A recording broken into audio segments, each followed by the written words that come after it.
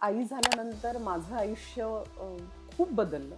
There are very few directors जे आपल्याला ते कॅरेक्टर म्हणून बघत नाहीत, आपल्याला ती व्यक्ती म्हणून बघतात आणि म्हणतात की नाही ही या रोलला फिट आहेत. आणि मी अशा डिरेक्टर्सची खूप बुक केलेली आहे. चंदू सर असतील की ज्यांच्या हमीदाबाईची कोठी जेव्हा मी करत होते तेव्हा चंदू सरांनी खूप सारं काही आतमध्ये मला दिलं. काम करतानाचा सगळ्यात बेसिक आणि सगळ्यात महत्त्वाचा मोटिव्ह असतो तो म्हणजे मी इथे माझं बेस्ट द्यायला आलेली आहे.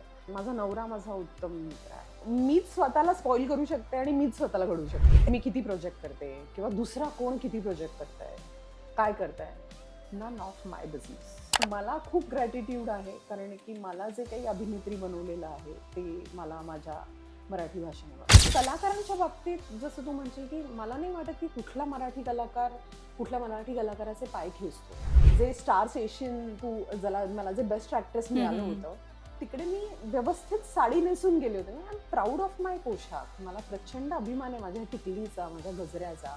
हे सगळे जेव्हा येतात तेव्हा साऊथ स्टार येतो आणि मराठी ॲक्टर्स कॅरेक्टर म्हणून काय येतात? वाय? 72 मैल या सिनेमातली राधा अक्का, जिने फक्त भूमिका नाही तर प्रत्यक्ष आयुष्य जगून दाखवलंय. ट्रकभर स्वप्न घेऊन प्रत्येक कथेतून भावना व्यक्त करत गेली. ही अभिनेत्री म्हणजे आपल्या सर्वांची लाडकी अभिनेत्री स्मिता तांबे. ताई, पहिले तर खूप खूप स्वागत आहे तुमचं. थँक्यू सो मच पूजा, अजिंक्य, राजेश. तुम्हा तिघांचं स्वागत. एक तर माझ्या घरी आलाय. माझ्या घरात पहिल्यांदा मी असा सिरियसली? इंटरव्ह्यू करते. हा, आफ्टर लॉंग टाइम. जवळपास 4-5 वर्षांनंतर मी पहिल्यांदा करते. So welcome. Thank you so much. बरं, कॉंग्रॅच्युलेशन्स. Thank you so much. म्हणजे अवॉर्ड मिळालं त्याच्यासाठी देखील, आणि दुसरी गोष्ट आई झालाय. हो, आई 4.5 वर्ष झाली. 40 येस. पण मी 4.5 फर्स्ट वर्ष टाइम झाली. आली त्यामुळे मला पहिल्यांदा आपण आय भेटतोय नो त्याच्यात. पूजा. आणि आई म्हणून म्हणजे माझे इंटरव्ह्यू असं सच झाले. नाही, ॲक्च्युली मी खूप कमी इंटरव्ह्यू देते पूजा, तुला माहिती आहे. तू आहेस म्हणून मी नाही म्हणू शकले नाही. पण मी खूप कमी देते. त्यामुळे अगदी मी केव्हा इंटरव्ह्यू देते जेव्हा माझा सिनेमा किंवा कुठला प्रोजेक्ट येणार असेल त्याच वेळेला मी इंटरव्ह्यू देते. तर त्यामुळे हो. पण असं अधूनमधून भेटायचं जरा सगळ्यांना. हो, आम्हाला येऊ ना. सगळ्यांना छान वाटतं एकदम मुळात ताई तुम्हाला भेटून. कारण की बऱ्याचशा गोष्टी तुमच्याकडून शिकण्यासारख्या आहेत. बऱ्याचशा गोष्टी ग्रॅब करण्यासारख्या आहेत. हं, हं. सो त्यामुळे हे आम्हाला पाहिजे तुमच्याकडून वारंवार भेटणं तुमचं स्पेशली. आणि ती चहा, चहा. स्पेशल चहा. तो माझा नवरा बनवतो चहा आणि माझा नवरा जगातला उत्तम चहा बनवतो असं मला आणि मी लकी आहे. मी नेहमी जेव्हा येते तेव्हा मला ते भाग्य मिळालंय, की मी त्यांच्या हातचा चहा घेतलेला येस, आहे. आणि येस. जसा मला पाहिजे. थोडासा गोड आणि थोडासा मसाल्यावाला, तो हां. तसा आहे परफेक्ट. Correct, correct, correct. बरं ताई, मुळात म्हणजे आई होणं हे प्रत्येक स्त्रीमधला एक वेगळा दुसरा जन्म आहे. सो 4.5 वर्ष झालेत आता. कसं वाटतंय? कसं हँडल केलं? कशा पद्धतीने त्या सगळ्या गोष्टी अनुभवल्या? मला असं वाटतं प्रत्येक मूल जेव्हा जन्माला येतं तेव्हा त्याचं भविष्य, त्याचं आयुष्य त्याच्याबरोबर घेऊन येतो. अ, आई झाल्यानंतर माझं आयुष्य खूप बदललं डेफिनेटली. आणि ते इतके उशिरा का बदलवलं असं मला वाटतं. कारण की आई झाल्यानंतर माझ्या लक्षात आलं की मी का वाट पाहिली आई होण्याची इतके वर्ष. म्हणजे जगातलं अद्भुत क्रिएशन म्हणजे I am a creative person. त्यामुळे मला असं वाटलं की आपल्या हातनं काहीतरी हे क्रिएट झालेलं आहे. हे असं कसं काय अद्भुत क्रिएट झालेलं आहे. याच्या आश्चर्यातच मला खूप दिवस गेले. मला जेव्हा जिजा झाली होती तेव्हा पटकन असं खूप जणांना असं होतं की अरे बापरे, आपलं मूल रडू येतं वगैरे वगैरे. पण मला असं काही झालेलं नव्हतं जिजा जन्माला आल्यानंतर. मी अशी बघत होते की अच्छा, ओके, हे माझं बाळ आहे. मला हळू मी तिच्याशी ग्रॅज्युअली अटॅच झाले. आणि मला असं वाटतं की तिने ते केलं. तिच्या सगळ्या हावभावांनी, तिच्या सगळ्या त्या स्पर्शाने, तिने मला आई बनवलं. त्यामुळे ते सगळ्यात एक अद्भुत आणि असं हे आहे की आपण आई बनत नसतो. आपल्याला एक मूल आई बनवत असतं. So that's the beautiful thing. ही जगातली मला असं वाटतं की मी आयुष्यामध्ये ज्या कुठल्या इम्पॉर्टंट गोष्टी केलेल्या आहेत त्यातली ही सगळ्यात काय म्हणू ते सगळ्यात मोठी गोष्ट आहे, सगळ्यात बेस्ट गोष्ट आहे जी मी आयुष्यात केली आहे ती म्हणजे माझं आई होणं. आणि हो, खूप साऱ्या गोष्टी बदलतात कारण की तुमच्या प्रायोरिटीज बदलतात. आत्ता जिजाला घरी सोडून मी कुठल्या तरी प्रोजेक्टला बाहेर जायचं, तर तितकं मला त्या प्रोजेक्टने मोटिवेट केलं पाहिजे किंवा तितके त्याच्यामध्ये काहीतरी एलिमेंट असले पाहिजेत की ते मी जिजाला घरात सोडून त्या seriously? Yes yes yes okay. 1000% 1000% म्हणजे ह्याच्यात काहीही खोटं नाहीये की मला मोटिवेट केलं पाहिजे की मी जिजाला घरामध्ये सोडून मी त्या गोष्टी करायला जाते. म्हणून म्हटलं ना 4.5 वर्षानंतर मी घरामध्ये येस. इंटरव्ह्यू करते आता. पण हा सगळ्या आता सगळ्यांसाठी हा मोठा टास्क असणार आहे, कारण की बेसिकली आत्ताचे सगळे रोल्स आहेत ते म्हणजे घिसे-पिठेच आहेत. आधी कुठेतरी साऊथला झालेलं असतं, कुठेतरी इंग्लिशमध्ये झालेलं असतं. असं काही ना काही त्याच भूमिका असतात किंवा मग आपण आधी केलेल्या भूमिकाच मिळतात मोस्टली तरी. पण आता ज्या पद्धतीने तुम्ही एक टास्क दिलेला आहे, की असं काहीतरी द्या जेणेकरून मला हे सगळं मी माझ्या मुलीला ठेवून येणं, करेक्ट. हे सगळ्यात जास्त महत्त्वाचं आहे. Correct, correct. 72 मैल प्रवास नंतर माझ्या आयुष्यामध्ये खूप अशी एक काय म्हणू, एक अशी फेज होती, की सातत्याने तेच-तेच रोल्स येणं. रॅदर मराठीत मला त्याच-त्याच पद्धतीच्या रोल्ससाठी विचारलं गेलं. बट टचवूड मला हिंदीमध्ये फार वेगवेगळ्या रोल्ससाठी विचारलं गेलं. मला असं वाटतं, की जोरम देवाशिष येस. माखीजाने दिलेला I have tremendous gratitude about it, की त्याने कसं झारखंडी एका बाईबद्दल बाई मी असावे असा त्याने मला विचार केला. असे एन नंबर ऑफ प्रोजेक्ट आहेत जे हिंदीमध्ये झाले असतील किंवा मराठी काही फिल्म्स झाले असतील की ज्याच्यामध्ये मला मी सोडून मला वेगळं बघितलं गेलेलं आहे की आत्ता ज्या 2 माझ्या महत्त्वाच्या फिल्म्स येत आहेत त्याही फिल्म्स असतील की ज्याच्यामध्ये कुठेही माझ्या जुन्या रोल्सचे कुठलेही कवडसे त्याच्यामध्ये नाही आहेत. तर मला असं वाटतं की त्यात काही चूक नाही आहे. एखादं कॅरेक्टर आपलं खूप जेव्हा ॲप्रिशिएट केलं जातं तर लोक आपल्याला त्याच पद्धतीने there are very few directors जे आपल्याला ते कॅरेक्टर म्हणून बघत नाहीत. आपल्याला ती व्यक्ती म्हणून बघतात आणि म्हणतात की नाही ही या रोलला फिट आहेत आणि मी अशा डिरेक्टर्सची खूप भूक केलेली आहे. बरं असा फेव्हरेट दिग्दर्शक ज्याच्याबरोबर खरंच काम करायला खूप मजा आली? N number of directors. There are lot of साऊथचे डिरेक्टर्स असतील. ॲटली बरोबर तर मी केलंच होतं, पण मला परत ॲटली बरोबर म्हणजे जवानमध्ये इट वॉज अ पार्ट. पण मला खरंच काम करायला आवडेल. मला आता साबर बोंडचा आपला डिरेक्टर आहे येस. किंवा जयंत ज्याने स्थळ केली होती. त्याच्याबरोबर मला खूप वेगवेगळ्या डिरेक्टर्स बरोबर कामं करायची आहेत. मला विक्रमादित्य मोटवानी बरोबर मला खूप वर्ष काम करायचं आहे आणि मला असं वाटतं की आहे म्हणजे it is on the way. होईल होणार लवकरच ते काही. येस. लवकरच होईल. Zoya Akhtar. There are lot हां. ऑफ डिरेक्टर्स ज्यांच्याबरोबर खरंच मला फार नेटाने काम करायचं आहे आणि आय एम डिरेक्टर्स ॲक्टर. त्यामुळे मला उत्तम डिरेक्टर लागतो. मग मी काहीतरी त्याच्यातनं बाहेर काढू शकते. जोरममध्ये काम करत असताना एक जो देवाशिषने दिलेला फ्री हँड आहे, की तू जर बघशील तर ती वाक्य फारच अशी ज्या पद्धतीने म्हणजे एक वेगळी गती आहे सिनेमाची आणि ज्या गतीने मी वागते आणि मी बोलते, तर असा एक जो फ्रीडम देणं, त्याला एक डिरेक्टरला आपल्यावर कॉन्फिडन्स असायला पाहिजे. मला असं वाटतं, की आणि तो कॉन्फिडन्स दिग्दर्शक जेव्हा नटावर दाखवतो, तेव्हाच नटाला आतनं एक बळ येतं करण्यासाठी, कुठलंही कॅरेक्टर परफॉर्म करण्यासाठी. बरं म्हणतो ना आपण डायरेक्टर, ॲक्टर जसं तुम्ही म्हणालात, की असा कुठला दिग्दर्शक किंवा अशी कुठली कथा होती ज्याने स्मिताला एक नवी ओळख देण्यापेक्षा स्मिता घडली.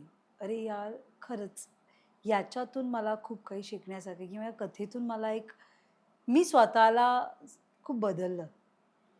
कुणी एक डिरेक्टर असं मी नाही सांगू शकणार. पण देर आर लॉट ऑफ डिरेक्टर्स ज्यांच्या बरोबर काम करून माझ्या आतमध्ये खूप असं आपण असतो ना की मी कुठल्याही इन्स्टिट्यूटची पास आउट नाही आहे. कुठूनही अभिनयाचं प्रशिक्षण घेऊन आलेली नाही आहे. माझ्या कामातनंच मी कायम शिकत आले. There are lot of directors ज्यांच्याबरोबर काम करत असताना खूप सारं वेचत गेले.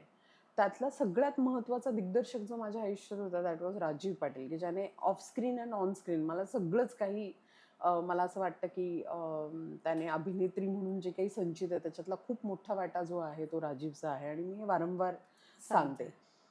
चंदू सर असतील की ज्यांच्या हमीदाबाईची कोठी जेव्हा मी करत होते तेव्हा चंदू सरांनी खूप सारं काही आतमध्ये मला दिलं. जे एक थिएटरची एक जी गंमत आहे, थिएटरचा एक जो स्पार्क आहे ना, त्याची की मला त्यांनी त्यावेळेला पकडून दिली आणि किंबहुना त्याच्यानंतर मी सलग मला तशा पद्धतीची नाटकं आली नाही, नाहीतर मग मी रमले असते आणखी खूप.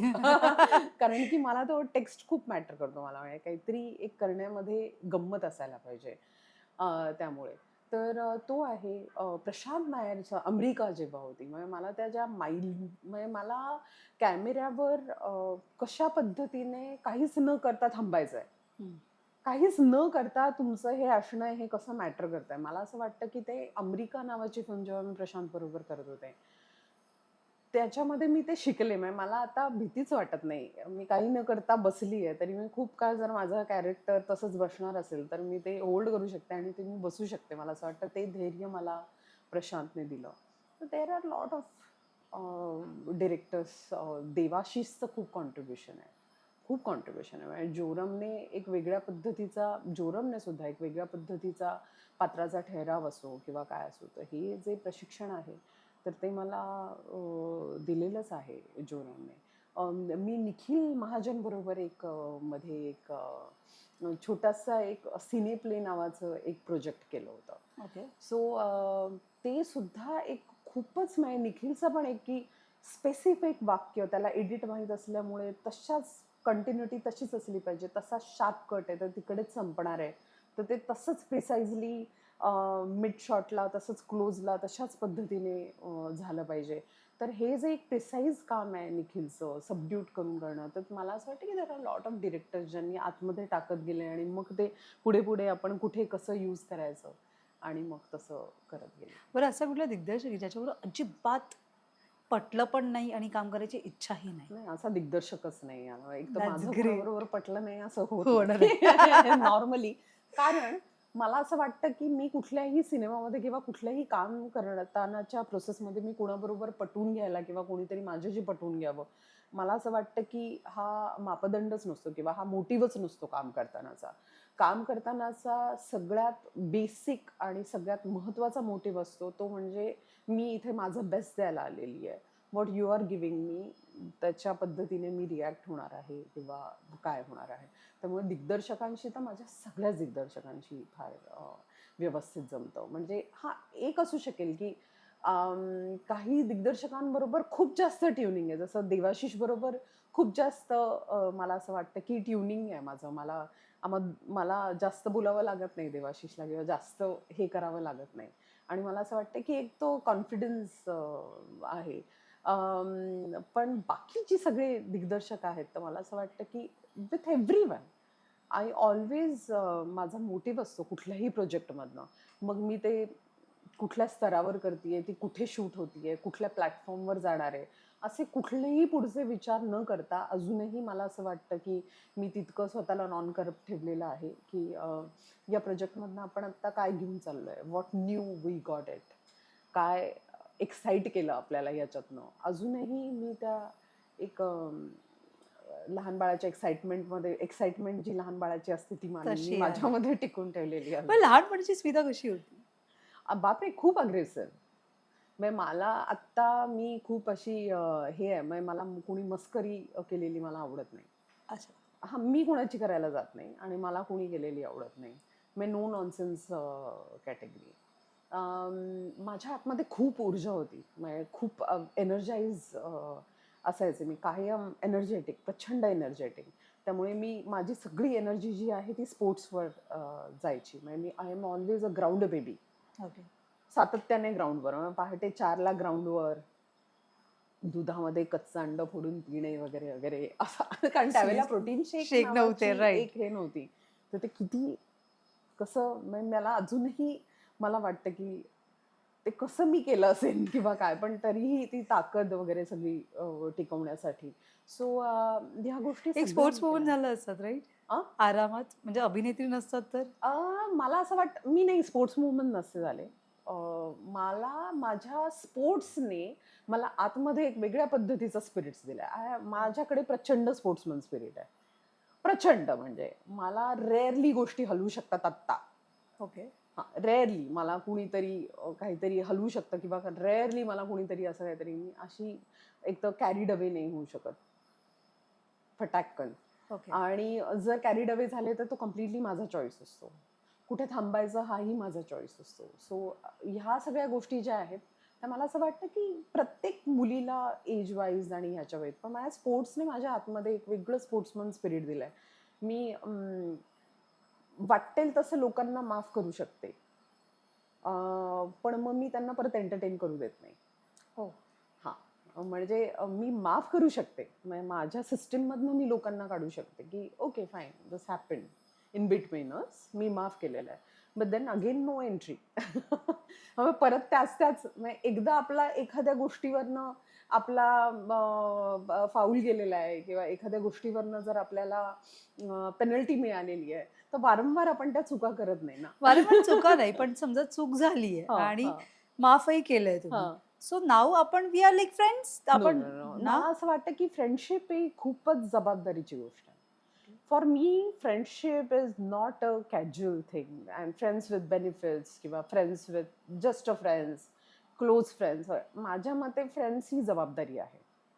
म्हणजे मी जर कुणाची मैत्रीण आहे, तर मला कधीही कुणीही या वेळेला अगदी इतके वाजता मला फोन केला, तर मी त्यावेळेला त्या व्यक्तीसाठी अवेलेबल आहे physically, emotionally. So friend is very big thing. त्यामुळे I am very conscious about making friends. आणि मी तर एक तर फ्रेंड्स बनवतच नाही. ऍक्च्युली हां. मी बनवतच नाही फ्रेंड. जे आपोआप माझे बरोबर असे एकदम ऑर्गॅनिकली जे झालेले आहेत, तेच माझे फ्रेंड्स आहेत. जे ऑर्गॅनिकली आहेत. उठून काहीतरी एक इनिशिएट केलंय किंवा उठून काहीतरी मला असं वाटतं एखाद्या व्यक्तीबद्दल जर आपल्या बऱ्या भावना आहेत, तर समोरच्या माणसाला त्या पोहोचतात. त्या 1000% पोहोचतात. आणि त्या व्यक्तीच्या आतमध्ये जर त्या बऱ्या भावना आहेत, तर त्या आपल्यापर्यंत पोहोचेल. फ्रेंडशिपमध्ये भेसळ नाही करायची कधी. इट्स नॉट तुमचा बेस्ट फ्रेंड कोण आहे इंडस्ट्रीमध्ये? देर are lot of best friends ज्यांच्या मी कम्युनिकेशनमध्ये नसते रेग्युलर, पण दे आर माय फ्रेंड्स. आणि ते कोण आहे? वेगवेगळ्या म्हणजे राजश्री निकम माझी अत्यंत उत्तम मैत्रीण आहे. म्हणजे ज्या फिलिंग्स मला राजश्री निकम साठी आहेत, त्या रेअरली कुणासाठी तरी जनरेट होतात. म्हणजे मला आतून राजश्रीसाठी वाटतं. म्हणजे आतून जर तिला अवॉर्ड मिळाला तर माझ्या डोळ्यातनं पाणी येतं. ती माझी अत्यंत उत्तम. आम्ही खूप कमी बोलतो. तीही खूप माझ्याशी कमी बोलते. आमचं असं नाहीये की चलच गं कॉफी प्यायला जाऊ. मग असं बाळबोध हे नाहीये. But I have feelings for her. फुलवा खामकर माझी उत्तम मैत्रीण आहे. म्हणजे मला जेव्हा केव्हा फुलवाला काहीही गोष्टींसाठी मी हवी असेल, तर माझ्या आतनंच ते भाव निर्माण होतात की I should be available for her. आणि ती तशी त्या पद्धतीने. आम्ही ॲक्च्युली फुलवा आणि मी फार वेगवेगळ्या पर्सनॅलिटी आहोत. हां, ऍक्च्युली. खूप वेगवेगळ्या पर्सनॅलिटी आहोत. पण मला असं वाटतं की फ्रेंडशिप ही डेस्टाईन असते. ती काहीतरी डिवाइन असते. तुम्हाला एखाद्या व्यक्तीबद्दल वाटणं, आपल्याला ऑर्गॅनिकली एखाद्या व्यक्तीबद्दल वाटतं, तर ते प्रेशियस आहे. And I value my feelings. मी स्वतः समोरच्याचं माहीत नाही. मला स्वतःला जर एखाद्याबद्दल त्या जर मैत्रीच्या फीलिंग्स जनरेट झालेल्या आहेत, तर I value them really back and fourth. म्हणजे त्याच्यामध्ये मी स्वतः करप्शन करत नाही. म्हणजे दत्ता पाटील नावाचा माझा मित्र आहे नाशिकचा, लेखक आहे तो. तो माझा अत्यंत उत्तम मित्र आहे. म्हणजे मला कधीही कुठल्याही ठिकाणी काहीतरी मी असं बाळबोध काहीतरी करतीये किंवा मला त्याच रुटीनमध्ये हे झाली आणि माझे विचार, माझी पुस्तकं मला रिकलेक्ट करायचं आणि माझा झोन जेव्हा तर दत्ता पाटील नावाचा माझा मित्र आहे, ज्याच्याबरोबर मी 1.5 तास 2-2 तास बोलली आहे मी खरं तर फोनवर. आणि तेही पण तो राहतो नाशिकला, मी राहते मुंबईला. कसं काय शक्य आहे? करायचं? काय करणार आहे? पण आम्ही वी टॉक. ती फ्रेंडशिपच खूप वेगळी आहे. आम्ही पुस्तकांवर बोलतो, आम्ही नाटकांवर बोलतो. आम्हाला आत्ता काय वाटतंय डोक्यामध्ये, आत्ता असं काहीतरी क्रिएट झालं, आम्ही क्रिएशनबद्दल बोलतो. So there are. आणि ती खूप ऑर्गॅनिक फ्रेंडशिप आहे. म्हणजे ती खूप ऑर्गॅनिक फ्रेंडशिप आहे. सो असे खूप असे वेगवेगळे आहेत. माझा नवरा माझा उत्तम मित्र आहे. पहिला तो मित्र आहे आणि नंतर नदी, माझा येस. नवरा आहे. की he is the first person की ज्याला आयुष्यात माझ्या काहीही घडलं तर तो पहिला असतो की ज्याला मी कम्युनिकेट करते काहीही.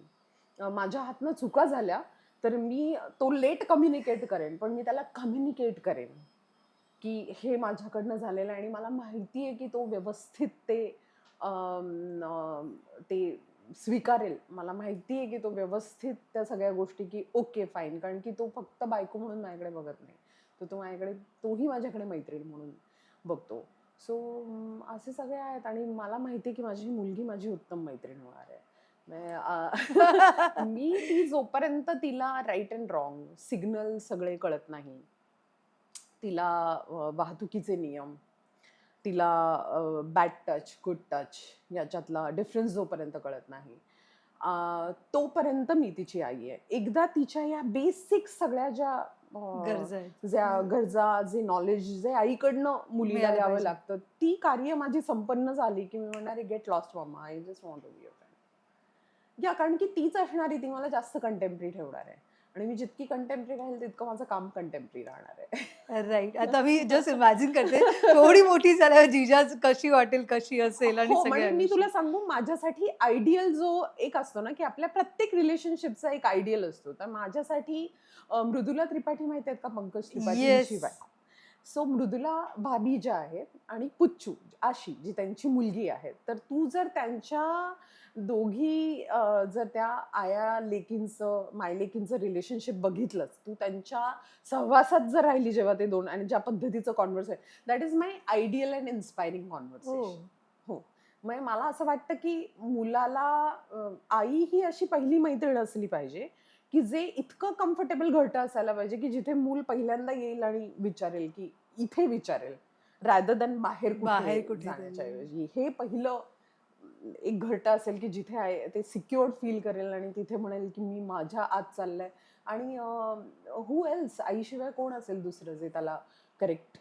आणि आता जे जगात सध्या सुरू आहे ज्याही सगळ्या गोष्टी जे रिलेशनशिपवर स्पेशली त्याच्यामध्ये माझ्या मते आई उत्तम मार्गदर्शन. रिलेशनशिप काय एव्हरीथिंग. Everything, मला असं सगळ्याच वाटतं गोष्टी. रिलेशनशिप तर एक म्हणजे आत्ता तर जूम म्हणजे माझ्या वयाच्या इट्स अ पार्ट ऑफ मला असं वाटतं की त्याला फार आपल्या मला वाटतं 18 ते 38 हा जो आपला वयोगट असतो इतका मूर्खासारखा आपण या रिलेशनशिप आणि या सगळ्या अशा गुंतवणुकीच्या काळामध्ये जातो. तुम्ही जर त्याच वेळेला तुम्हाला 18व्या वर्षालाच जर क्लॅरिटी आली आयुष्यामध्ये की ऍक्च्युली हा अत्यंत महत्वाचा एनर्जेटिक आणि इम्पॉर्टंट काळ आहे आपल्या आयुष्यातला की ज्याच्यामध्ये तुमच्या आतमध्ये इतकी एनर्जी आहे तुम्ही काय काय क्रिएट करू शकता इतका इनोव्हेशनचा काळ आहे तो.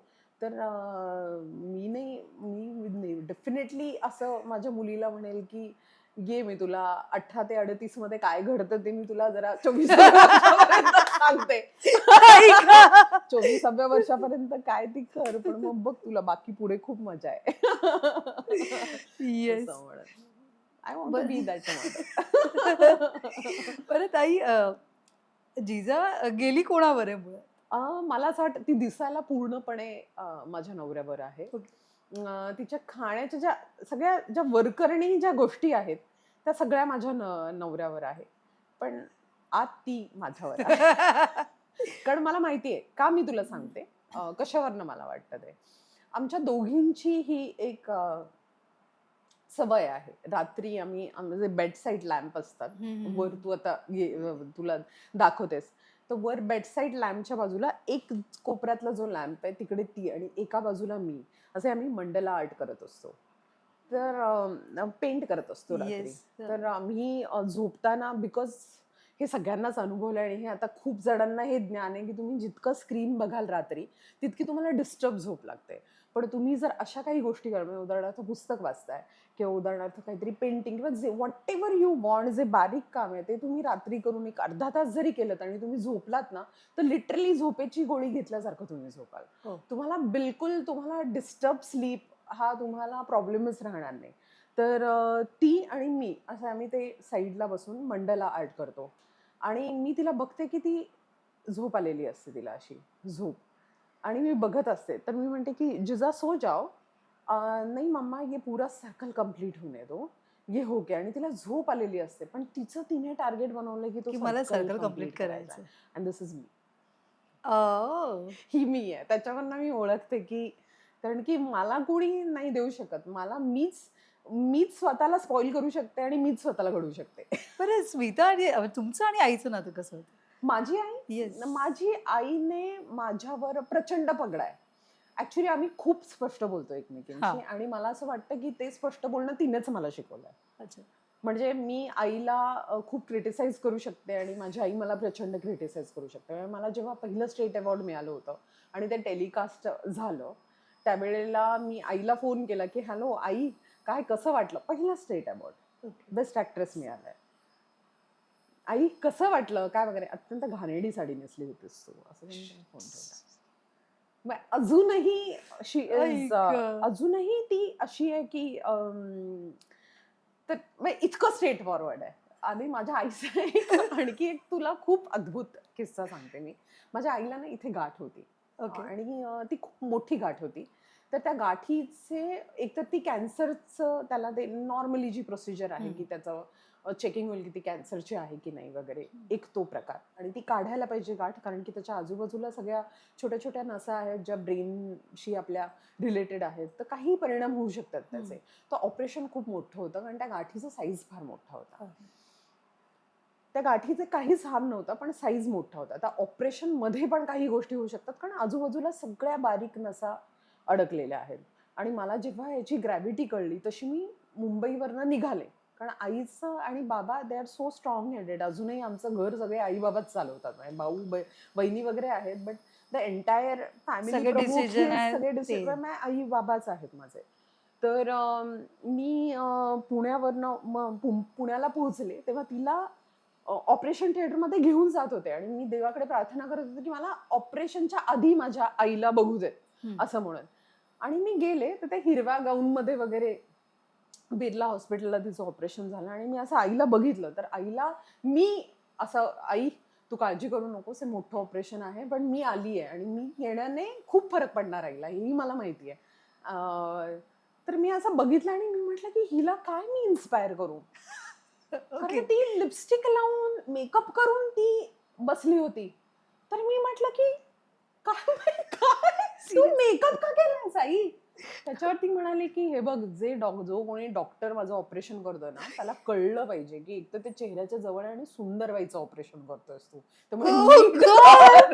सिरियसली. नीट कर.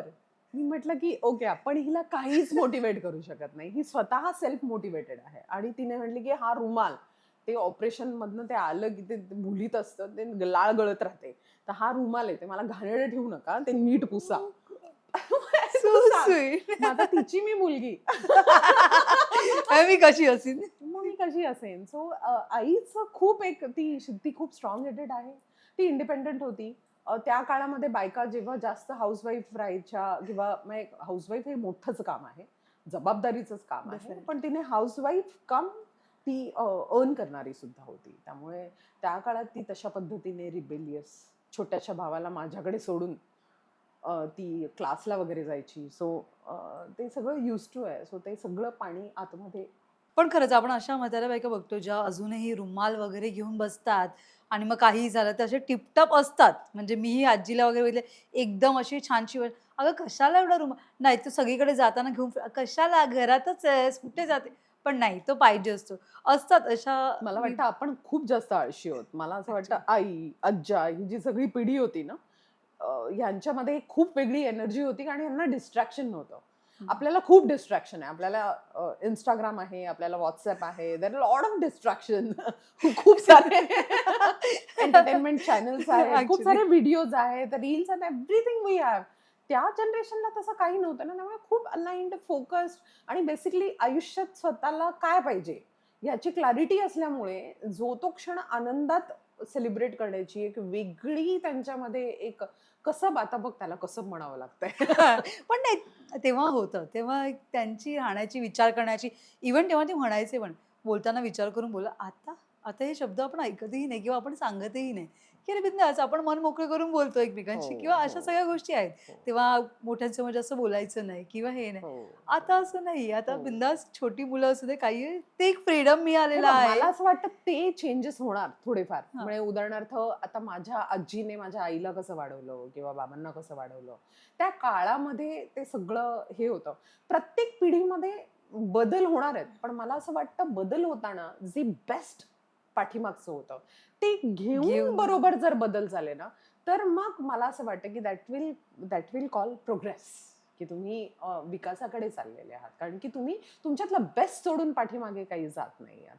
फक्त मला प्रोग्रेसिव्ह व्हायचंय, फक्त मला बदलायचंय, फक्त मला अपडेटेड व्हायचंय. But your soul is somewhere else. त्याला बरोबर घेऊन तुम्ही गेलात. ते बेस्ट का नाकारायचं? म्हणजे मला ह्या पिढीमध्ये आत्ताच्या काळामध्ये हे चालणार नाही, ते चालणार नाही. जे चालणार नाही ते सोडूनच द्या ना. पण जे बेस्ट आहे ते तर बरोबर घ्या. That's true. बरं, भावाबरोबर कसं रिलेशन म्हणजे? माझा भाऊ एक तर माझं बाळ आहे ते छोटं, माझा मुलगाच आहे तो, लहान भाऊ आहे तो. And he is everything to me. माझा भाऊ मला जी 5 माणसं आयुष्यामध्ये हलवू शकतात, हा म्हणजे ज्यांच्यामुळे माझं आयुष्य हलू शकतं त्यांच्यापैकी तो आहे. He is that important for मी. म्हणजे त्याचा हॅपीनेस, म्हणजे मला त्याचा चेहरा जर डल आहे दॅट मॅटर्स टू मी. तो जर हसतोय तर that give spirit to me. मला एकदम वेगळ्या पद्धतीचं एनर्जी, एक वेगळ्या पद्धतीची ताकद मला येते. सो तो माझ्यासाठी सर्वेसर्व आहे. He is everything to me. जर तो माझ्याशी, त्याने मला फोन केले नाही, माझ्यासारखी मी कधीच अशी अशी नाहीये, पण त्याने फोन केले नाही तर मी रुसते. अच्छा, बरं. हा, मी रुसते. म्हणजे तो एक आहे. त्याच्यात आणि माझ्यात संवाद कमी झाला तर मग that matters to me. He is everything. तो फार महत्वाचा आहे माझ्या आयुष्यासाठी. ऑल माझी बहीण, माझा भाऊ, दोघंही जण माझ्यासाठी खूप इम्पॉर्टंट आहेत आणि मी त्यांची मोठी बहीण आहे. त्यामुळे त्यामुळे कायम एक म्हणजे पेरेंटिंग जे आतमध्ये लहानपणापासूनच एक येतं. ट्रीटमेंट वेगळ्या आहेत. माझ्या बहिणीशी मी तेवढी तशा पद्धतीने मला गरज लागत नाही एक्सप्रेसिव्ह होण्याची, कारण आम्ही मुली आहोत ना, त्यामुळे आमचं ते एकदम वेगळं आहे जर. पण भावाबरोबर एक वेगळंच एक काहीतरी असतं. एक तर तो वयाने लहान आहे म्हणून, आणि तो वयाने लहान असला तरी तो आमच्यामध्ये मोठा आहे. He is very matured, he is very talented. माझा भाऊ खूप टॅलेंटेड आहे. सो बरं, शेवटचं भावाला कधी ओरडली मोठी बहीण म्हणून? आत्ता ओरडले मागच्या फोनवर. मी सातत्याने ओरडते. बरं, आमच्या बहीण भावांमध्ये आम्ही नॉर्मल बोलत नाही. कसं एकमेकांना घाण बोलायचंय.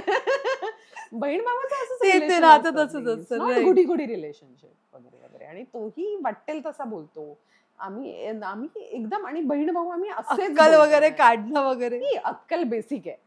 अच्छा, बरं. अक्कल खूप बेसिक आहे. म्हणजे मी जे बाहेर कुठलं मला अवॉर्ड मिळालं किंवा मला काहीही माझ्या आयुष्यामध्ये घडून, मी अभिनेत्री आहे याच्याशी त्यांचा काहीच संबंध नाहीये.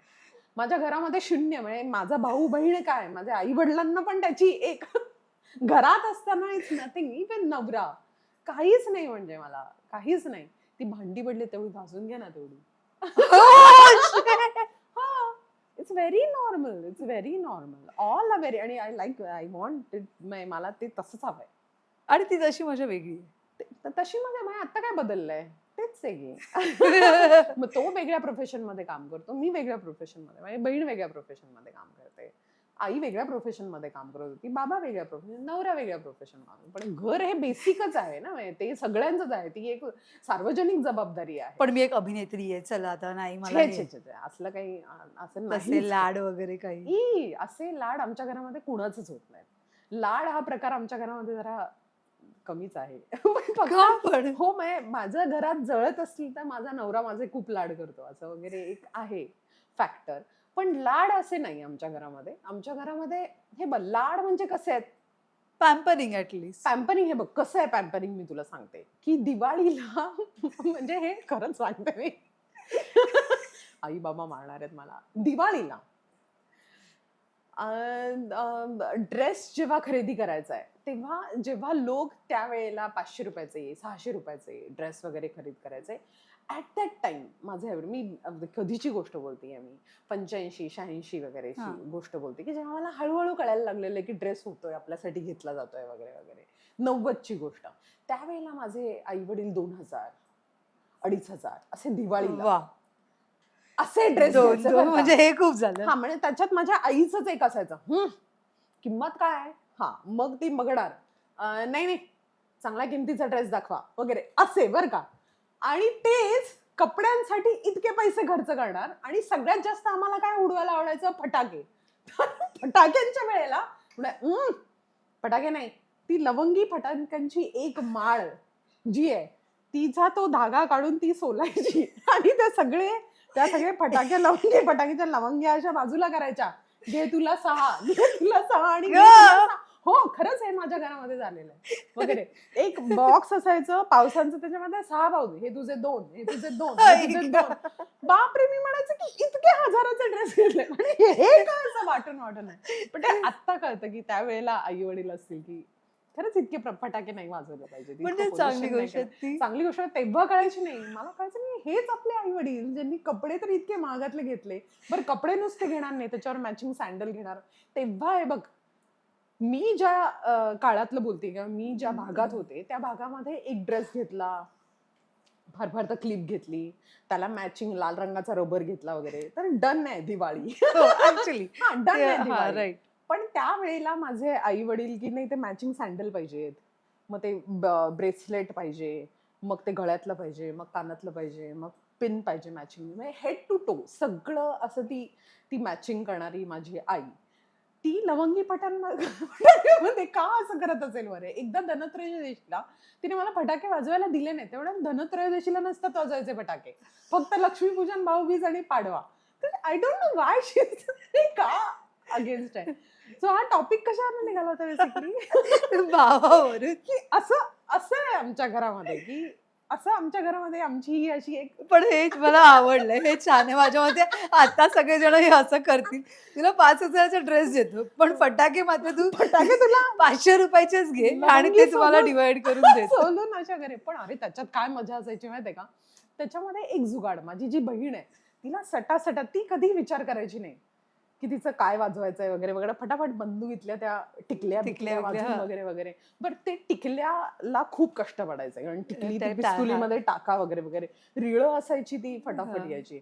मला पिस्तुलींचा तो एक चटका लागायचा. आय एम व्हेरी मी अत्यंत कॉन्शियस असायचे. मला फटाक्यांमध्ये मला आग जाळ मला कम्फर्टेबल पाहिजे आजूबाजूला. ते असं फार कष्ट नको वगैरे. सांडशीमध्ये टिकली टाकून बरं. ती वाजवणे वगैरे असे सगळे प्रकार त्यावेळेला करायचो.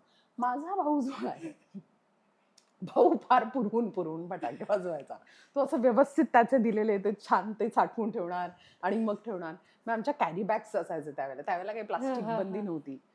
तर कॅरी बॅग्स मध्ये स्वतःची गुंडाळी करून ही भाऊबीज, हा पाडवा, अरे लक्ष्मीपूजन बापरे. असं हो, करून वा. आमच्या सगळ्यांच्या कप्प्यांमध्ये असे ते फटाके असायचा. भाऊ फार सिन्सिअरली वाजवायचा.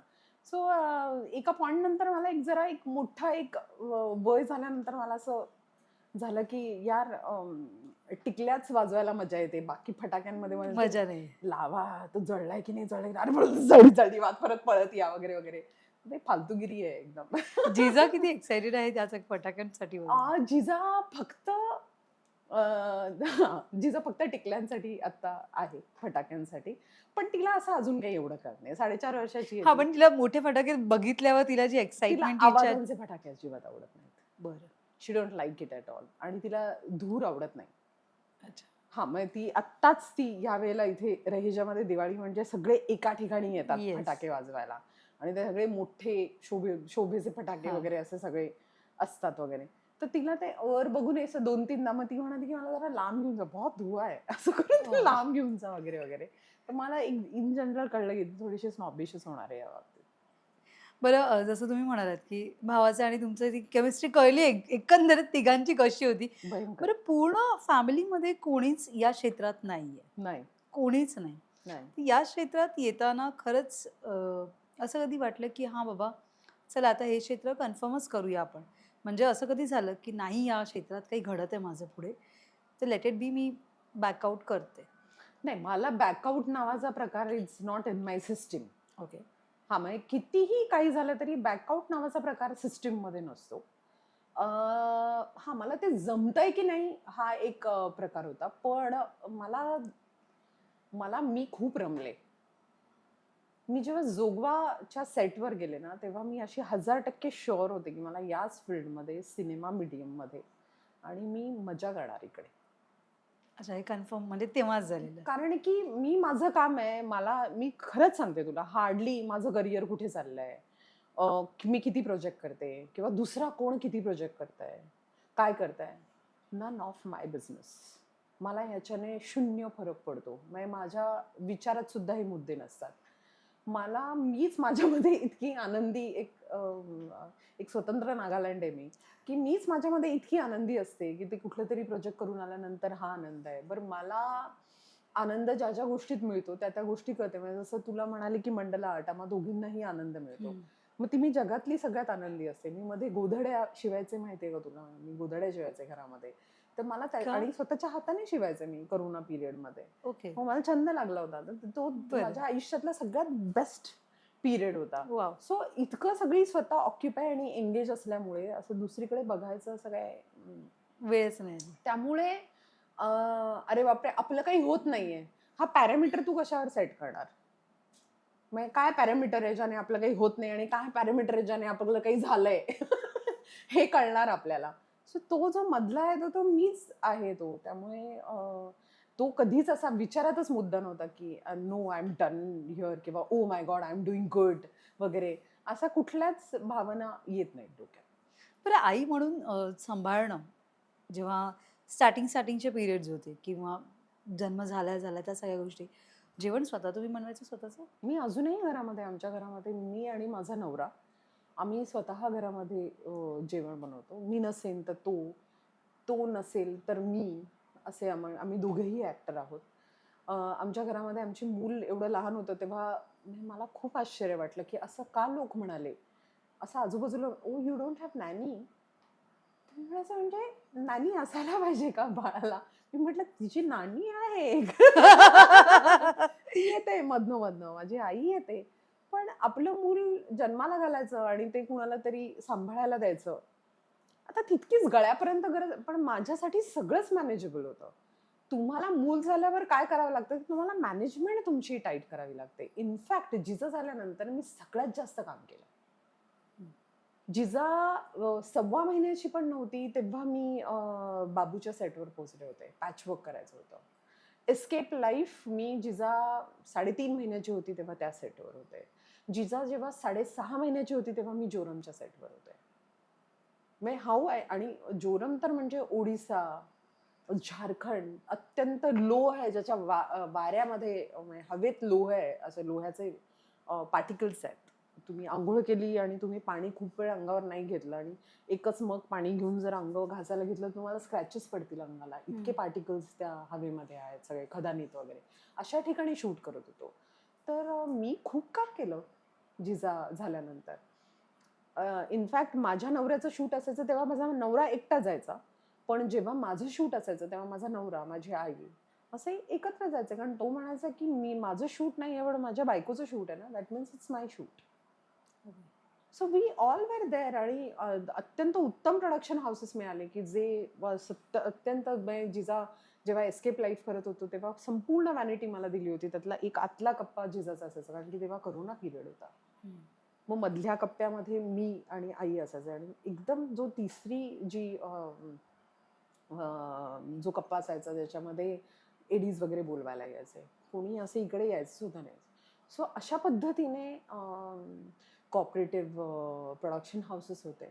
मी सगळ्यात जास्त काम केलं. तुम्हाला फक्त मॅनेजमेंट करावी लागते. पण तुम्हाला मॅनेज डिलिव्हरी करावं लागतं. झाल्या जेव्हा तो जो पिरियड असतो 1-2-3 महिन्याचा, सो त्या मोमेंटला पण स्टिल तुम्ही स्वतः सगळं जेवण वगैरे? मी कधी मी 8 महिन्याची प्रेग्नंट होते तेव्हा मी आनंद सरांची फिल्म केली होती. 8.5व्या महिन्यामध्ये जिजा मला झाली होती आणि 6.25 महिन्याच्या आत मी प्रेग्नन्सी लिव्ह ही खरं तर एवढीच घेतली. पण तेवढीच हे असे जे काम तुम्हाला प्रचंड आनंद देतं, त्या कामातनं तुम्हाला त्रास नाही होऊ शकत. राईट.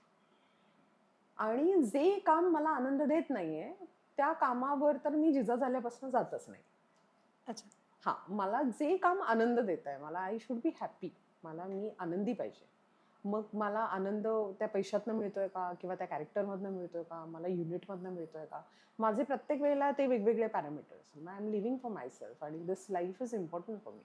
माझं आयुष्य आहे आणि ते माझ्यासाठी खूप महत्त्वाचं आहे. मी जर माझ्या आयुष्यामध्ये आनंदी राहण्याचा संपूर्ण अधिकार आहे मला आणि मी जर आनंदी असेल ना तरच माझ्या आजूबाजूचं सराउंडिंग हे आनंदी राहणार आहे. इतकी बेसिक गोष्ट आहे ती.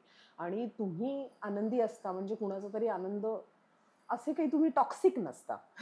राईट. तुमचं तुमच्यापुरतं आहे. So that is what I totally agree about this thing. म्हणजे मलाही तो पिरियड आठवला, की जेव्हा माझीही झाली डिलिव्हरी तेव्हा सगळ्यात जास्त मी त्या टाईममध्ये काम केलं जेव्हा डिलिव्हरी झाली.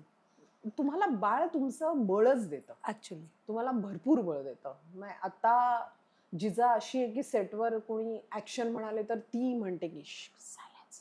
ओह so Yeah, she's that trained. क्या बात. म्हणजे ती होणारच तशी. आणि आता तिला ती स्वतः म्हणते की मैं इस शूटिंग ये शूटिंग देखने आऊंगी. नहीं मम्मा आप चले जाओ, अभी इसमें मैं नहीं आऊंगी. तर तिला चॉईस आहे. मग ती ती माझ्या पाठीमागे ती पण थोडी थोडी या फील्डमध्येच ती येईल असं नाहीये. तर ती काही आमचा चॉईस ते नाहीये, तो आहे. तिचा ते चॉईस तिचा आहे. ती choice आहे. कुठल्याही फील्डमध्ये जाईल. But the point is that work environment, की आपल्याला काम करायचं असतं, आपल्याला अशा जबाबदाऱ्या असतात. आणि मला हे आवडेल की माझ्या मुलीला जे आवडतं तेच काम ती प्रोफेशन म्हणून निवडेल. मी देवाकडे एवढीच प्रार्थना करते की, कारण की त्याचा आनंद काय असतो तो मी उपभोगतीये. डेफिनेटली नानी तिची जी आहे, आजी आहे, तिची आजी तिच्यावर नॉनस्टॉप तिचे संस्कार आजीचे पूर्ण असणार आहेत. आणि ज्या आजी तर हे बघ, माझ्या आईचे तर संस्कार आहेच. म्हणजे माझ्या आईचं तर ग्रॅटिट्यूडच आहे की तिने लिटरली, मी जेव्हा शूटिंगवर होते, जिजा खूप लहान होती, तेव्हा तिला कुठलंही, कारण की ती तशा वातावरणातनं आली आहे की पूर्ण कान बिन बांधून, हां. जेव्हा सगळं बांधून अशी बाळंतीण असायला पाहिजे, जी मी लगेच सगळं शूटिंग काढून बिडून, तर ठीक आहे मुलीला तर सांगू शकत नाही, पण ते जे लहान बाळ आहे, तर ती 4-4 तास तिला घेऊन मांडीत घेऊन मी म्हणायचे की आई तुझी मांडी अवघडेल. तिला नाही कळत आहे की ती आता मांडीत आहे का ती जमिनीवर. ती ती जमिनीवर तिच्या पण तितकीच ती हे राहणार आहे. But no, that is what the nani love, आणि that is Jija is blessed that she got this love in her life. नाही तर आता मिळत पण नाही मुलांना. ऍक्च्युली हा आता सगळ्या नानी जसं आहेत तशा नानी मग बोलते, हा लग्नानी चाहिए, हा भगवत भगवत ये मत करो वगैरे असं. आपलं मूल जेव्हा असतं तेव्हा हा पडेल ते, पण ते चालायला तर शिकलं पाहिजे ना. पडण्यानं कळतं की खड्ड्यामध्ये असा पाय नाही टाकायचा. एज्युकेट तर होत आहे ना.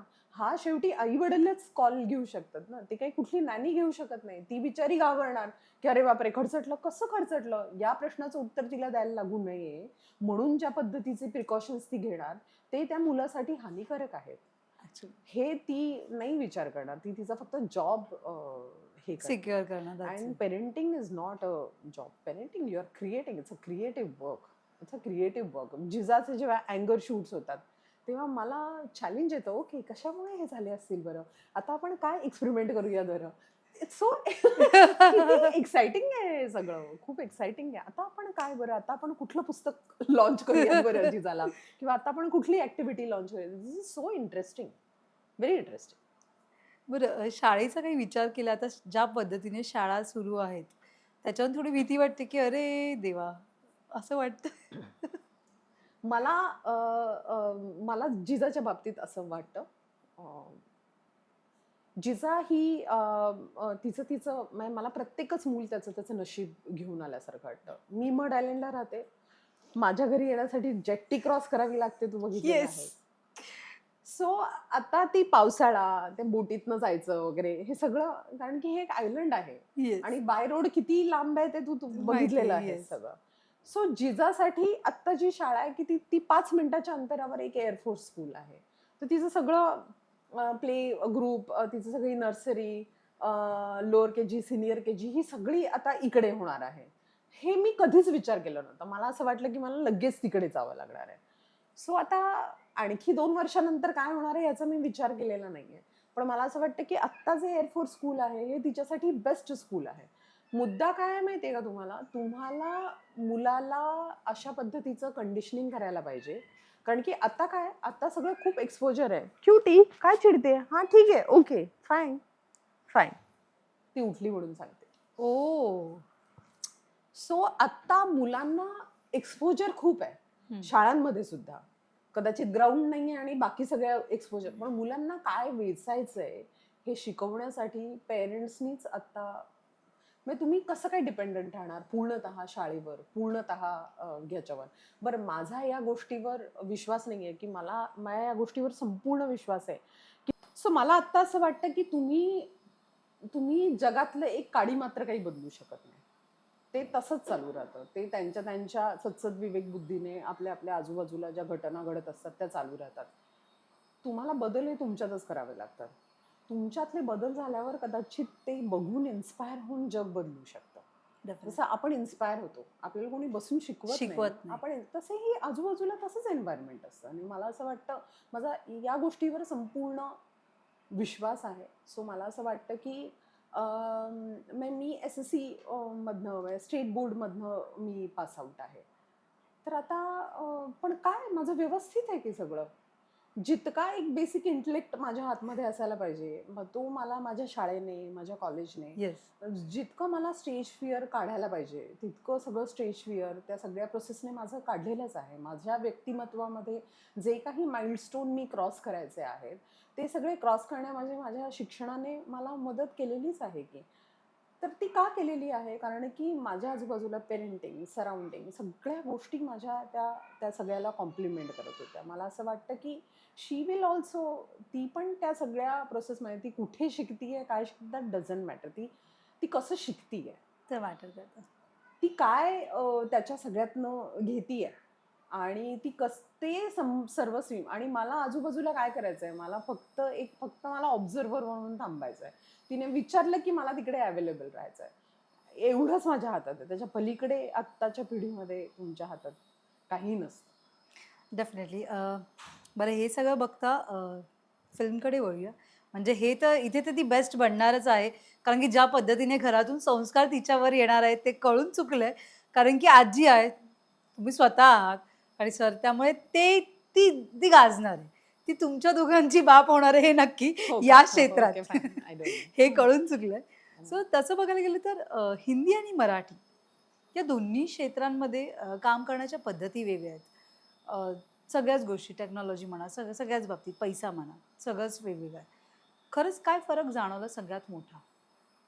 हे बघ, कॅनव्हासचा फरक आहे. हं. कारण की जे तुम्हाला मराठीमध्ये आता तर तोही राहिलेला नाहीये खरं तर. मराठी फिल्म ज्या पद्धतीने ॲप्रिशिएट केल्या जातात. जेव्हा हिंदीत काम करते तेव्हा असे काही लोक होते, "अरे आपका वो फिल्म मराठी देखो क्या देखा है, वो क्या कमाल का फिल्म है." माझ्याच नाही तर वेगवेगळ्या ज्या फिल्म्स आहेत, जसं आता तिघीची खूप चर्चा आहे येस. किंवा काय, everyone is appreciating that film. So ते खूप कौतुकास्पदच वाटतं आपल्याला सगळं. मराठी हिंदीमध्ये फरक काय आहे तर सिनेमाचं काय, सिनेमाच आहेत ते.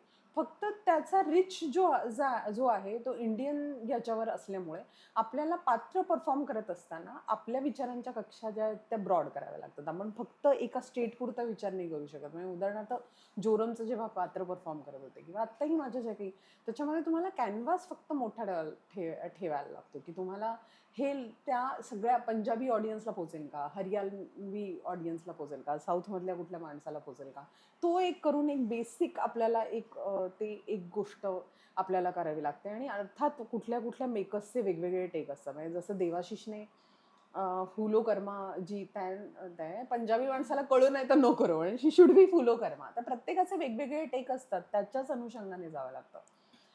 बट हो, त्याचा कॅनव्हास खूप मोठा आहे, रिच फटाफट होतो. पण मला खूप ग्रॅटिट्यूड आहे, कारण की मला जे काही अभिनेत्री बनवलेलं आहे ते मला माझ्या मराठी भाषेने बनवलं आहे. कारण की मला प्लॅटफॉर्म उपलब्ध करून दिला वेगवेगळी कॅरेक्टर्स परफॉर्म करायला. माझे मराठीत मी इतकं काम करत होते म्हणून मला हिंदीमध्ये आता जी काही कामं येतात ती सगळी त्या बॅकग्राऊंडमुळेच येतात. आत्ता ठीक आहे, कामातनं काम जनरेट होत आहे खूप सारं. तर पण ते सगळंच झालंय त्या सगळ्या मराठीतनं. मी विचार करते मराठीतनं. सगळं माझं मराठीतनं आहे. बट या इथे मी मला मला एक गोष्ट जी खूप प्रकर्षाने आत्ता, म्हणजे तू विषय काढलाच आहे म्हणून जरा मला ती बोलावीशी वाटते, की आत्ता ज्या पद्धतीने सगळा इंटरनॅशनल कॉन्टेंट, सगळे OTT प्लॅटफॉर्म्स वेगवेगळे आपल्याकडे आल्यामुळे आपल्या ते फक्त आपला सिनेमा हा स्टेट वाईज नाही राहिलेला आहे. आपल्या सिनेमा कुठल्या OTT प्लॅटफॉर्मवर जर येतो तर तो कुठलाही ऑडियन्स बघणार आहे आत्ता. तर मला असं वाटतं तो एक आस्पेक्ट आहे, तो तुम्हाला डोक्यामध्ये धरायला पाहिजे. While working also as an actor also तुम्हाला तो धरायला पाहिजे, की त्याला रिलेटेबिलिटी राहायला पाहिजे कुठेतरी. तो फक्त तितकाच मय असता कामा नये. मला असं वाटतं हे कंटेम्परायझेशन जे आहे ते डेफिनेटली व्हायला पाहिजे. बरं, आपण जेव्हा हिंदीमध्ये काम करतो तेव्हा अ, त्यांचं एक वेलकम वेगळं असतं, खूपच वेगळं असतं. हिंदी प्रत्येक कलाकाराला, प्रत्येक मराठी कलाकारांना एक वेगळा रिस्पेक्ट आहे. म्हणजे ते 2 दिवसाचं काम असो तिथे मराठी ॲक्टरचं किंवा 1 दिवसाचं, एक खूप वेगळ्या रिस्पेक्टने ते लोकं मराठी कलाकारांकडे बघतात. प्रत्येक मोठी-मोठी दिग्गज लोकं आजही मराठी थिएटरमध्ये जाऊन बघतात. सगळे नाटकं बघतात. सो ही खूप मोठी पावती आहे मराठी कलाकारांसाठी. पण तरीही आपण खूप मागे आहोत, तसं बघायला गेलं तर. प्रत्येक प्रत्येक गोष्टीने आपण थोडेसे मागे आहोत. म्हणजे आता देवभाभीसाठी जेव्हा परेश रावल सर जेव्हा तारीफ करतात किंवा बेस्ट नाटक आहे, अशी बरीच नाटकं आहेत जिथे दिग्गज लोकमंडळींनी व्हिजिट केलेली नाटकं आवर्जून बघितलेली आहेत. आणि आता रंगभूमीवर तर तुफान चाललेली आहे. नाटकं आता सगळीच अप्रतिम चालली. पण असं कुठे वाटतं का मराठी कलाकारच कुठेतरी मराठी कलाकारांचे पाय खेचतो? मी तुला मी असा पाय खेचतो किंवा हा वर्ड मला असं वाटतं किंवा आपण कुठे मागे राहिलेलो आहे. मला असं वाटतं की हे वर्ड्स थोडेसे खूप असे बोल्ड वर्ड्स असतील. मला नाही वाटत की मराठी कलाकार कुठे मागे राहिलेला असतो. इनफॅक्ट मराठी कलाकार जेव्हा कुठल्याही बाहेरच्या कुठल्याही लँग्वेजमध्ये, नॉट इव्हन हिंदी, साऊथमध्ये सुद्धा काम करशील, तेव्हा मराठी कलाकार पटकन ओळखला जातो. हं. की यार हे हाडाचे कलाकार आहेत आणि त्यामुळेच किंबहुना तो एक रिस्पेक्ट जे मिळतो. तू म्हणालीस ना बाहेर गेल्यानंतर आपल्याला हिंदीमध्ये काम केल्यानंतर तो एक रिस्पेक्ट मिळतो की बापरे हे सगळे थिएटरमधनं आलेले असतात या सगळ्या गोष्टी. तर तो रिस्पेक्ट प्रचंड आपल्याला मिळतो. त्यामुळे आपण कुठेही मागे नाही, कारण की आपल्याला रंगभूमीची आपली वर्षानुवर्षांची खूप मोठी बॅकग्राऊंड आहे आणि कलाकार हे अजूनही देर आर व्हेरी फ्यू जे डिरेक्टली स्क्रीनवर काम करतील ज्यांनी हार्डली नाटक केलं नसेल. पण तू बघशील मोरलेस सगळे कलाकार सगळ्या आहेत ज्यांनी कलाकार आयुष्यामध्ये थिएटर हे केलेलं आहे. केलेलंच आहे. येस. रॅदर थिएटर आणि सिनेमा ही दोन्हीही मीडियम फार वेगळी आहेत. म्हणजे थिएटरमधले उत्तमोत्तम कलाकार सिनेमामध्ये वर्क झालेले असतीलच असे नाही आणि सिनेमातले उत्तमोत्तम कलाकार थिएटरवर ते तशा पद्धतीने हे काय म्हणू त्याला अप्रिशिएट केले गेलेच असतील असं नाही. वेगवेगळी मीडियम आहेत. पण एक ॲक्टर सिन्सिरिटी, एक ज्या पद्धतीचा एक जो आपला अप्रोच असतो कामाकडे बघण्याचा, त्याला कायमच ॲप्रिसिएशन आहे.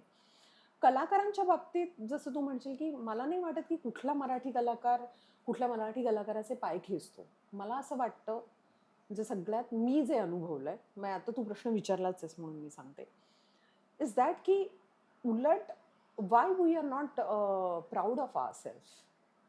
आपल्याला अभिमान का नाही आहे की आपण एका फॅटर्निटीतनं एका लँग्वेजमध्ये आपण अशा पद्धतीचं काम करतो आणि आपल्याला इतकी वर्षाची बॅकिंग आहे. म्हणजे आपण मराठी आहोत हे एकमेकांना उलट ही खूप अभिमानाची गोष्ट आहे ना. Definitely. मी आता एक रिसेंटली मी एक हिंदी एका अवॉर्ड शोला गेले आणि त्या अवॉर्ड शोमध्ये मी नाव नाही घेणार, मग क्रिटिक्स चॉईस अवॉर्डलाच गेले. एक मराठी ॲक्ट्रेस होती.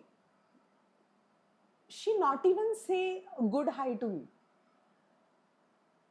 आणि ती बाकीच्यांना सगळ्यांना खूप छान हाय बोलतीये आणि मी म्हटलं की आपण तर मराठी होतो आणि आपण तर आपण एक एक आहोत. आहोत. येस. आपण तर बहिणी बहिणी आहोत ना. तर मग आपण का असं, तर मला असं वाटतं की हा जो एक आणि शेवटी ती म्हणाली एका गोष्टीसाठी मला अप्रिशिएट पण केलं वगैरे. पण मला असं झालं की हे असं काय बरं, वेअरॅज मी बघते छाया आहे, गिरिजा आहे, मला खूप छान हाय करतात, खूप छान भेटतात, हाय काय करतात म्हणजे खूप छान भेटतात.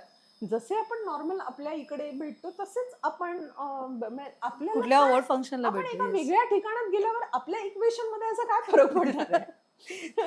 असं काय फरक पडणार आहे? नाहीतर मी तर ह्याच पटे 5 स्टार मध्ये पण मांडी घालून हाताने जेवण जेवणावर माझा विश्वास आहे. येस. त्यांनी म्हणाले काटे चमचा, पण मी घरी नाही खात काटे चमच्याने, मी हातानेच जेवणार. म्हणजे त्याच्यात काय असं इतकं. तर मला असं वाटतं की उलट एक अशा पद्धतीचं एक जे आपण एका वेगळ्या एकत्र अशा आपण एका आपल्यामध्ये एक खूप छान दुवा आहे आणि तो म्हणजे आपल्या भाषेचा दुवा आहे. येस. आपण एका भाषेमध्ये एकत्र काम करतोय. तर मला असं वाटतं ही केवढी अभिमानाची गोष्ट आहे. त्यामुळे आपल्याला तर एकमेकांना आपण जर एकत्र काम जरी केलेलं नसेल, तरीही आपल्याला एकमेकांना ग्रीट करताना एक भेटल्यावर मी तर तुला सांगू, मी कधीही इथे जाते ना, मला असं कुणीही सिनेमामध्ये आपले मराठी कोण-कोण आहेत? मला इतकी एक्साइटमेंट होते, मला इतका आनंद होतो. तर मला असं वाटतं की तो असायला पाहिजे, कारण तो आपल्या भाषेचा दुवा आहे. ती आपल्या विचारांची एक तार आहे. कारण की आपण एका भाषेत विचार करतोय. मला असं वाटतं की तो अभिमान असला पाहिजे. ते सगळं असलं पाहिजे. ते मला फक्त एक जाणवतं की वी हॅव टू बी, मला प्रचंड अभिमान आहे. मला प्रचंड गर्व आहे.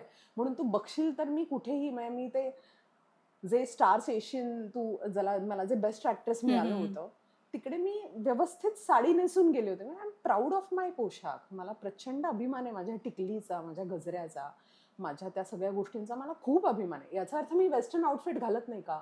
घालते, पण मला अभिमान आहे मला त्या गोष्टींचा, वेअर आय वॉन्ट टू, जे प्राईडली आपण उलट सगळं त्या केलं मोमेंटला पाहिजे. त्या अवॉर्ड फंक्शनला माझ्या मते जेव्हा दोन मराठी हिंदी अवॉर्ड जरी असला किंवा कुठलाही असला नॅशनल जरी असला, जेव्हा दोन महाराष्ट्रीयन जातात तेव्हा खरंच त्यांनी दोघींनी मिळून ते फुटेज खाल्लं पाहिजे किंवा तिथे भाव खाऊन गेलं कारण आपण पाहिजे. आपल्या स्टेटला येस रिप्रेझेंट करतो. Yes actually. मला तेच म्हणायचंय, मला जेन्युइनली ते म्हणायचंय. मला खरंच क्रिटिक चॉईस अवॉर्डला मला तो अनुभव आणि आय जस्ट गेट डिटॅच, की म्हटलं की हे काय आहे, म्हणजे असं हे काय. मला असं वाटतं की हे असता कामा नये. मी खरंच याचा की आपल्यामध्ये काही कॉम्पिटिशन नाही आहे, आपल्यामध्ये कुठलीच कॉम्पिटिशन नाही आहे. मी म्हणेन की मी तुला जेन्युइनली सांगते, आपल्या कुठल्याही मराठी ॲक्ट्रेसेस असतील, सईला जेव्हा फिल्मफेअर मिळाला होता, फिल्मफेअर नाही, आयफा मिळाला होता आयफा मिळाला सचिनला, सईला जेव्हा, तेव्हा मला खूप अभिमान आहे त्याचा. छायाला ज्या पद्धतीने तिच्या त्या सगळ्या फिल्म्सला, लापता येस. लेडीजला जेव्हा तिला अवॉर्ड मिळाला होता, I just love it. I just love it. Girija जेव्हा नॅशनल क्रश क्रश वाटली. झाली, शी इज माय फ्रेंड, या ती नॅशनल क्रश आहे भाई. भाई आहे आमच्याकडे, एवढं सगळं आहे.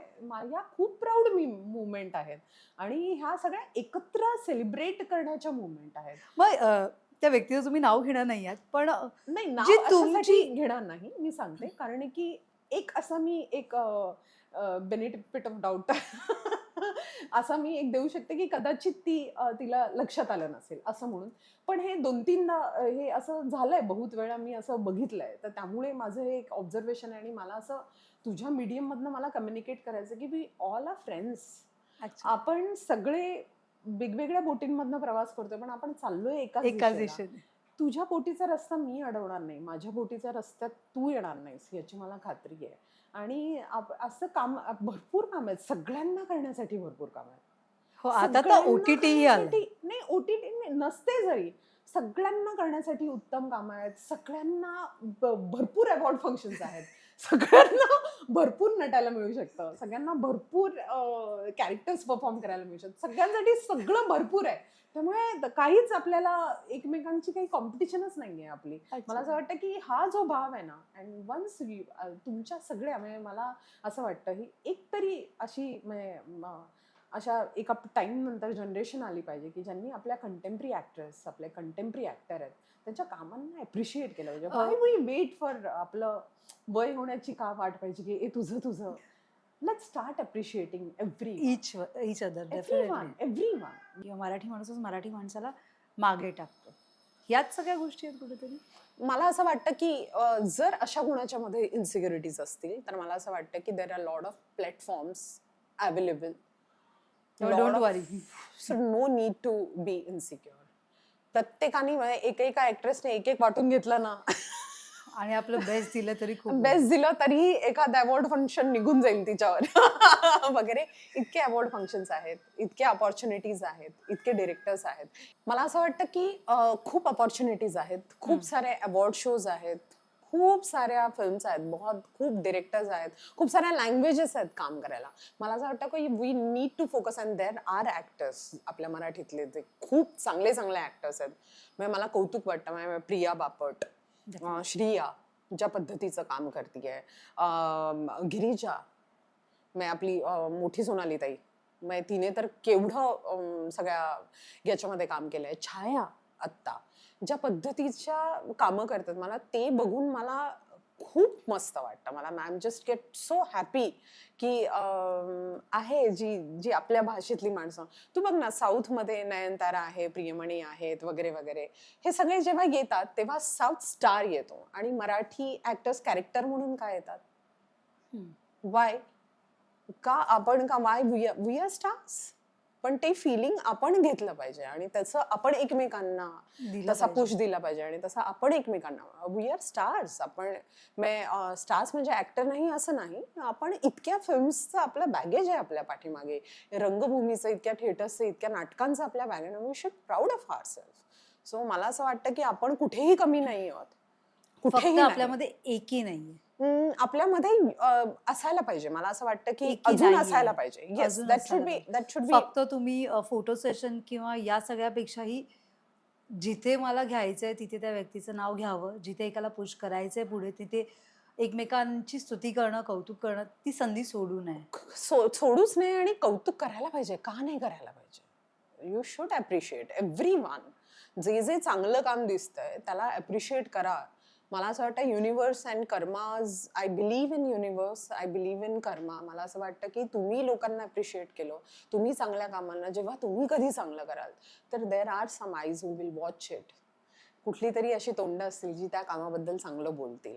हे असंच असतं आयुष्य. ॲक्च्युली या येस. बरं, आपल्या मराठी क्षेत्रात स्पेशली टॅलेंटपेक्षा म्हणजे मान कमीच आहे, पण तेवढं मानधनही नाही मिळत.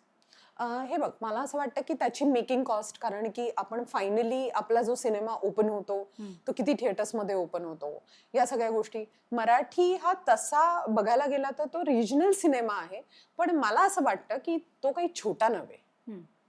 ती टेरिटरी खूप मोठी आहे, तो सगळा कॅनव्हास खूप मोठा आहे. मला असं वाटतं की ते एक रिव्होल्युशन आपल्याकडे व्हायलाच पाहिजे. ते मेकिंग पासून सगळ्या गोष्टींमध्ये झालं पाहिजे. आणि मी ते नेटाने, मी ओरडून ओरडून, म्हणजे मला आतमधनं मी कधी कधी देवाकडे प्रे सुद्धा करते की आपण कंटेम्पररी आपला जो सिनेमा आहे तो जागतिक सिनेमाच्या, आपला जागतिक सिनेमा आहे. म्हणजे आपली जगातल्या असंख्य लँग्वेज मधली आपली एक महत्वाची लँग्वेज आहे मराठी. तर मला असं वाटतं की त्याचं जे फिल्म मेकिंग आहे, and but there are very good directors who are doing it constantly. अत्यंत आता ती साबरबोंड सिनेमा असेल, स्थळ असेल, किंवा आपला क्षितिजचा तो भाऊ आहे त्याने केलेला एक सिनेमा असेल, नागराज असेल, there are lot of, Nikhil असेल, there are lot of good good directors. मी आता नावं लक्षात येत नसेल की ते डिरेक्टर्स आता प्रयत्न करतायत. फक्त मला असं वाटतं की ते आता चलन बसण्याची खूप गरज आहे. जे इंटरनॅशनल OTT प्लॅटफॉर्म्स आहेत ते एक त्या भाषेला आणि त्या एक्सपेरिमेंटला, आणि आपणही त्या एक्सपेरिमेंटसाठी तयार झालं पाहिजे. दुसरी गोष्ट एक सगळ्यात महत्वाची आहे, मला असं वाटतं you have to break the path. एक सर्टन डिरेक्टर एक सर्टन ऍक्टर्सला घेऊन सिनेमा करणार, ग्रुपिझम. तर तो जर त्याने वेगळ्या ऍक्टर्सला घेऊन केला, इवन सर्टन ते ऍक्टर्स आहेत ते वेगवेगळ्या डिरेक्टर बरोबर काम करतील, तर मला असं वाटतं की ते सगळे पाथ ब्रेक होतील.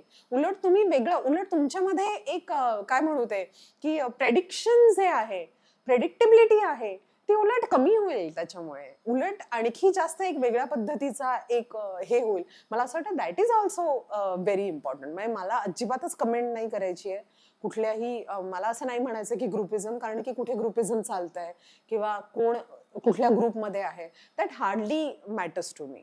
पण जर तू, if you will ask this question to me, तर मला आवडेल की मी वेगवेगळ्या डिरेक्टर्स बरोबर काम करेन. मला खूप आवडेल जर मी वेगवेगळ्या ऍक्टर्स बरोबर आयुष्यामध्ये काम करेल.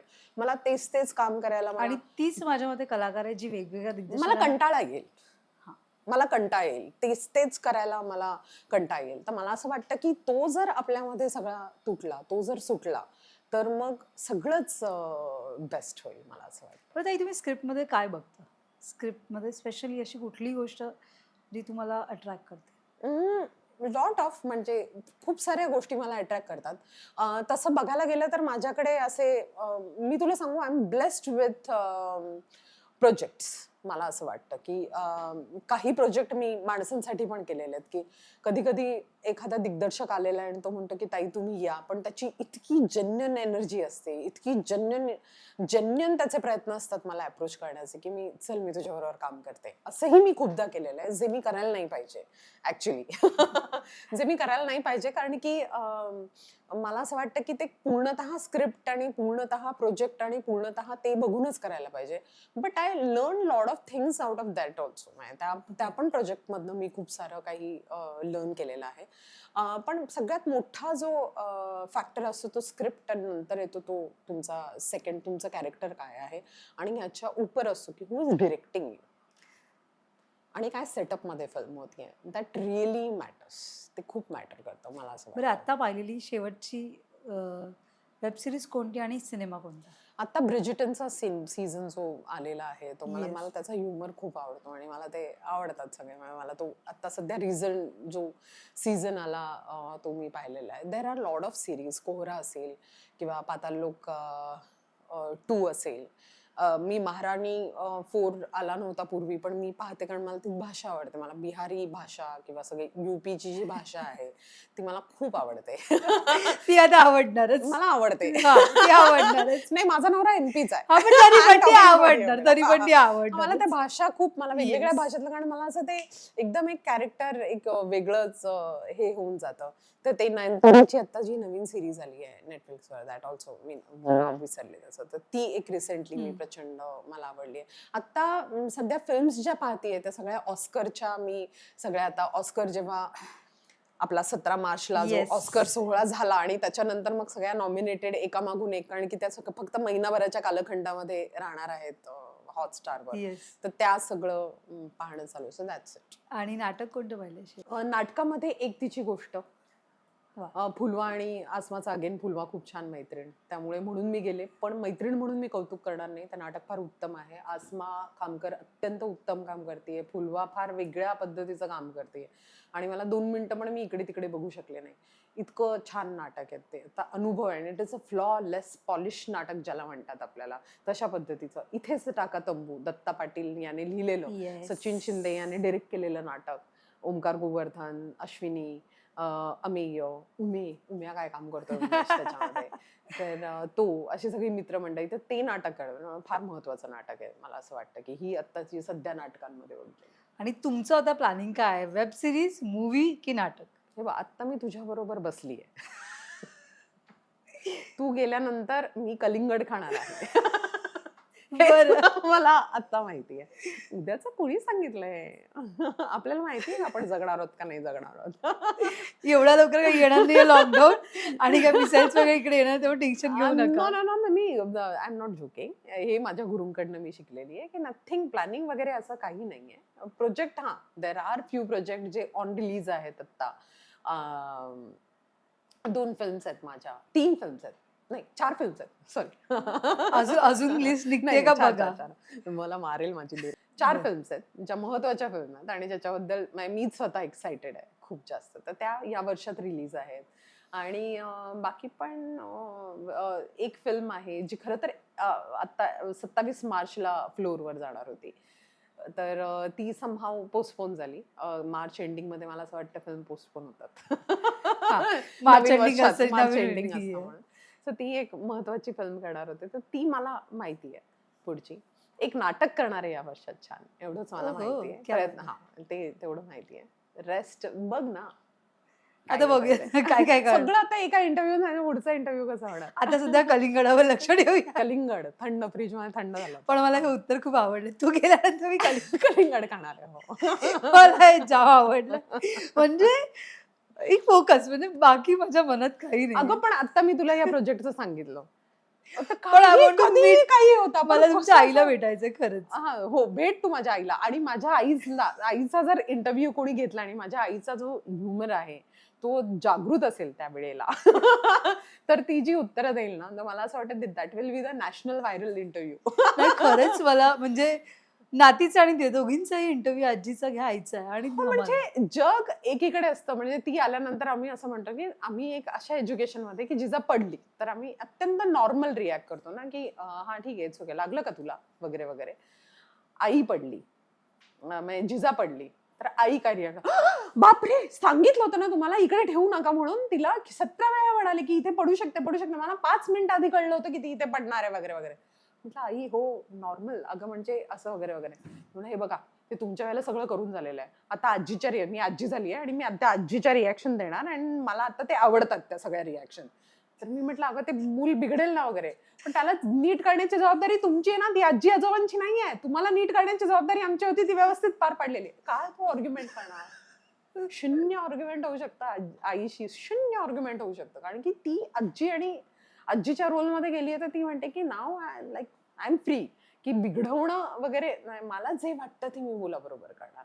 तुम्ही मुलं होतात तेव्हा ते करू शकायचं नाही, कारण संस्कार देण्याची एक जबाबदारी होती अशी वगैरे. आता मी वाटेल तसे लाड करणार आणि ते बिघडणार नाही याची जबाबदारी तुम्ही घ्या, त्या जबाबदाऱ्या आमच्यावर टाकू नका. So this is how it works.